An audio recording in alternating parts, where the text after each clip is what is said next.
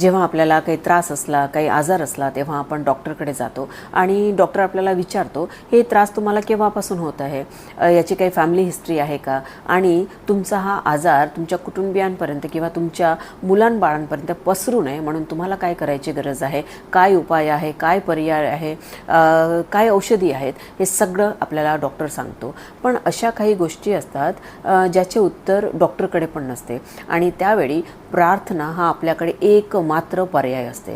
आणि जेव्हा आपण देवाच्या उपस्थितीत बसतो तेव्हा आपल्याला देव काही विचारत नाही, देव आपल्याशी बोलतो, देव आपल्याला सांगतो की ही जी काही परिस्थिती आहे, शारीरिक असू दे किंवा मानसिक असू दे किंवा आत्मिक असू दे, याच्या मागचं कारण काय आहे, हे तुमच्या पूर्वजांनी केलेली पाप आहेत किंवा तुमचे अपराध, तुमचे पाप आहेत आणि याचा दुष्परिणाम तुमच्या कुटुंबियांवर किंवा तुमच्या मुलांबाळांवर होऊ नये म्हणून तुम्हाला काय करायची गरज आहे, हे सगळं देवाचं वचन आपल्याशी बोलतो आणि आपल्याला सांगतो.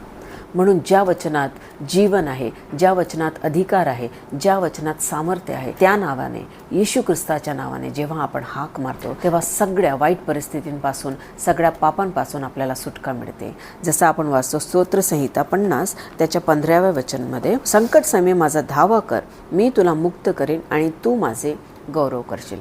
म्हणून त्या नावाने एकदा तुम्ही हाक मारून बघा.